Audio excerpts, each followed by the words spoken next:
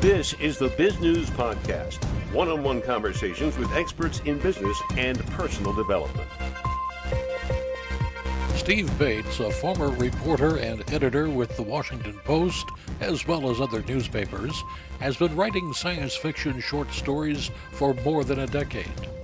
Now, in his new novel, Castle of Sand, he grapples with perhaps the most fundamental question of all: what it truly means to be human in a world increasingly reliant on artificial intelligence.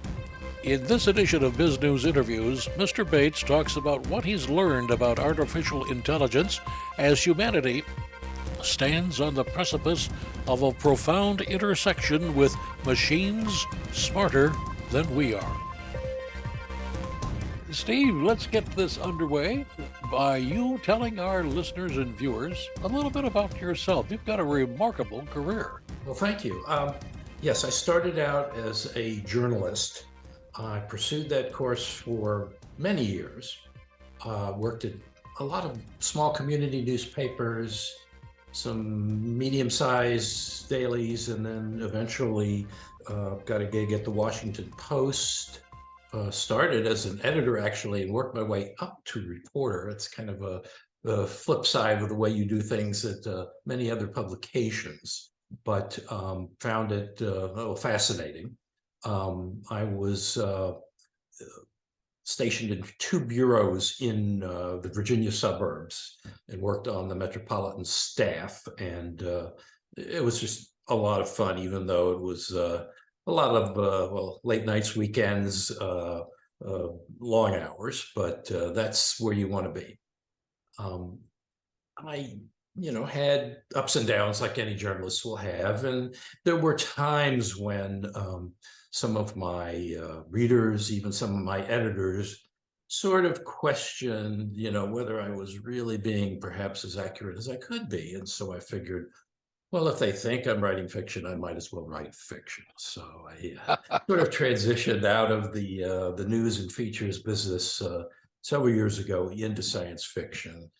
You've been doing that since, if I remember right from reading what we did, the research on you, you've been writing science fiction since 2012. That's a good long time to be doing that. I guess so. Yes, in the course of the history of our planet, it's a moment. But yes, it's when I started cranking out some short stories, and that was the way I had to get going because A, I have a very short attention span, and B, it's a lot easier to start there than to try and write a novel and expect that it will get published and sell well and bring fame and fortune. So yes, I've done, I guess, 14 short stories now so far that have been published, and my second novel will be out in July. And this second novel deals with something that people hear a lot about these days, but I doubt if anybody really truly understands it unless they're into that as an occupation or research project. And that's, of course, artificial intelligence. Yes, it's sort of topic A these days all around. And yes, I don't pretend to be an expert on it. I've done my best to try to keep up with not only the research and the essays and thoughts that come out from many of our thought leaders, but also even the political and governmental processes going on now, which are becoming quite active. I'm sure you saw, and a lot of your followers have seen that in the European Union, they are moving apace to bring about regulation of the artificial intelligence phenomenon. It's hard to say how effective those regulations will be, but they are definitely getting the attention of companies, including some US-based companies that do business in Europe. There are some pros and cons, but clearly they are taking the lead over in Europe. Here in the US, Congress is also trying to get into the act a little bit belatedly, and they're going to be holding hearings and drafting legislation in the fairly near future. But what they're finding is that they kind of lack the expertise to know what to do, really, and how to do it.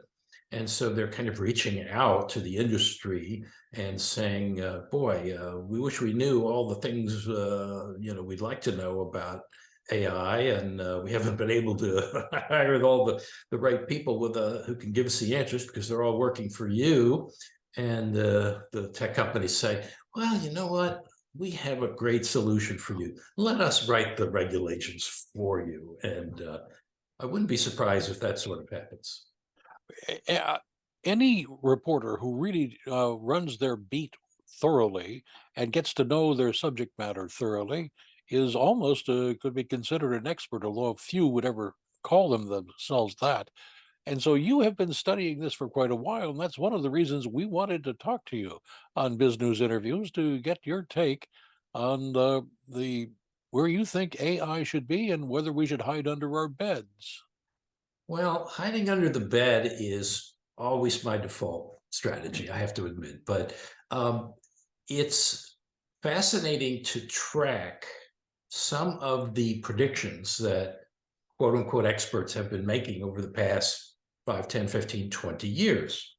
Most of them, say 20 years ago, said if the machines that we're building ever get as smart as us and even smarter, it will be 100 years or more. And we really doubt it's going to happen. Some of them said maybe in 50 years, a few experts said 15 or 20 years it can happen, and here's why. And they've written long books and essays making the case from a technological point of view, comparing the development of AI with some of the other developments in human history, and sort of start slowly and then all of a sudden hit a point of energy and then just take off exponentially. Now, some of those same people are saying, well, maybe not 100 years, maybe 2025. And some of the ones who are saying 20 years are saying maybe 5 years or less. So all of a sudden, the people who are saying don't panic are saying, well, maybe some panic is justified. But wait a minute, why should we panic? Because we can always reach down and pull the plug out of the wall. Yes, we can, unless the AIs are firmly grasping that plug, have backup electric plans. I mean, if we program a machine to maximize, say, protecting the environment, that just for an example, and just tell it, use all the resources you can get, machine learning, teach yourself, draw on the internet, God help us if they're drawing on my website. But anyway, draw on all the things out there that you can draw on. Well, a machine will take that information and it might take a look at the human race and say, you know what? They're not really that good for the environment. Out you go. That's a worst case scenario. Some of the other experts are saying, well, if we program machines to be very deferential to humans individually and collectively, maybe they'll take pity on us and keep us around in some capacity. And others are thinking, well, no, machines have no volition. They have no human traits. We shouldn't anthropomorphize. We shouldn't expect machines to become terminators. But we don't know. We just don't know. I hate to say we'll just have to wait and see. From your research, which road do you think AI is taking? The road to the darkness or the road to the bright city on the hill? I'd like to think there's a middle ground, actually. And I think if I had to bet money, and I wouldn't, but if I had to make a prediction and stake my career on it, I'd say that we're headed to some sort of convergence. And I think that means that AI and humans are going to get married and live together forever after happily. I mean, we're already seeing people, enhancing their bodies, whether it's artificial limbs, some of the new machines that are helping people with nerves that have never functioned to learn to walk and grip things with artificial hands.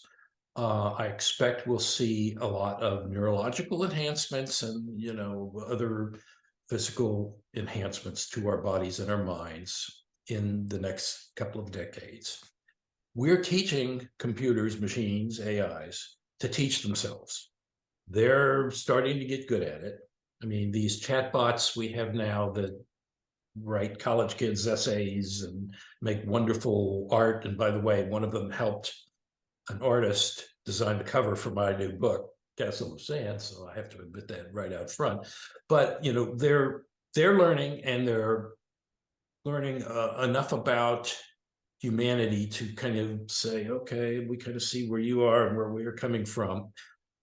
It's not inconceivable to me and to some of the experts I've studied and read that we will somehow form a partnership where people and AI will almost become indistinguishable, say 40, 50, 100 years from now. That would certainly be worth waiting around for, I suspect. Did you use any AI other than for the cover of the book in writing your new book? No, I didn't. I'm very worried that AI would do a much better job than I would do. So I'm just going to stick with my own thoughts for now. You could put something on the cover of the book, the last human written book about artificial intelligence. Well, that could be the case. I mean, machines are getting so good at some things, mirroring human conversation. They don't understand us. They don't understand what they write, but they do such a good job of parsing and using language that some experts say, well, that's kind of the key to our operating system as humans. When you control language, you can control culture. When you control culture, you control minds and hearts. You can foresee a time not that far off when people will, as we've seen in movies and books, try to, think of robots as friends and as lovers and as advisors and colleagues, and where the machines will be so good at pretending to do it, or even our dead parents and grandparents, that we'll just buy into it. So who knows? You probably more than many. One last question about AI, and that is, what should our audience know about it to either protect or build on AI tomorrow?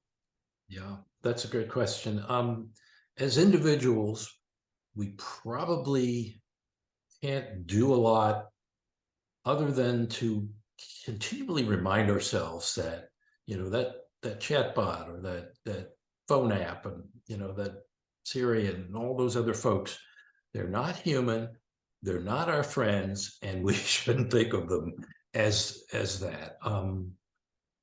As we get further into the technology and we get more and more enamored of some of these apps and trinkets and toys and the virtual reality, it's going to be a little trickier. And so we just have to remind ourselves every once in a while to take off the headset or put down the device, take a walk around the block.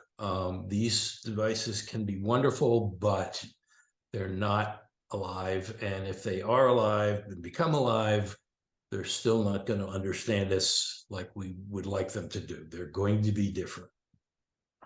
Steve, let's talk a little bit about your new novel. Would you tell us first what is the title of it, and a Sure. little bit about the plot? It's Castle of Sand, based on one of the principles that I sort of like to remind myself, and I'd like to remind a lot of folks out there, and that civilization is fragile. It's, every civilization thinks it will last forever. I mean, there were some, great civilizations, the Romans, the Greeks, the Egyptians, ancient Egyptians, they all thought they'd last forever, and they were pretty powerful in their day. For one reason or another, they all faded away. You look at our situation today, some people think that, democracy is heading in the wrong direction. Several countries have that sense. We have AI, on the horizon. We have nuclear weapons that can do a lot of damage to our civilization and even to our species. So in my new novel, Castle of Sand, it begins with a war in the Middle East where one side introduces a pathogen that is so strong that inadvertently it's basically wiping out the whole planet, all people within a few weeks. So the ark that's being built, it's in orbit. It's a spaceship that's supposed to set up a colony somewhere, is hurriedly sent off into the unknown. And unfortunately, it takes hundreds of years to reach a planet that might work as a colony. And the only thing left of the inhabitants is a bunch of minds stored as uploads in a computer, along with some frozen human tissues. So the computer wakes up some of these digital minds and says, hey, you're on a planet in the middle of nowhere. You're the last remnants of the human race. I got some cells here, and let's turn them into a bunch of babies and see if we can restore the humanity. And they say, you've got to be kidding me. And it kind of goes downhill from there. But that's the premise that, civilization don't take it for granted. And where can people get a copy of your book? Well, most folks will be able to get it from Amazon. It's appearing July 10 is the publication date for Castle of Sand, and Sunstone Press will also make it available. But let's face it, that's where everybody shops for books. I mean, I go to my local bookstore once a month, but I guess I'm a relic there in that regard. Well, if there are robots behind the cash register, do beware on your monthly trip. Would you have perhaps a website where people could get more information about you? I just happen to have one. Thank you for asking. It's www.stevebateswriter.com. No spaces, stevebateswriter.com. And I've got links to many of my short stories and just all sorts of shameless publicity for my books. Steve, what would you like to add that we haven't had a chance to talk about yet? Well, we talked about AI a lot, and one of the things that being in the age of AI is, I guess, forcing us to ask ourselves is, what does it mean to be human?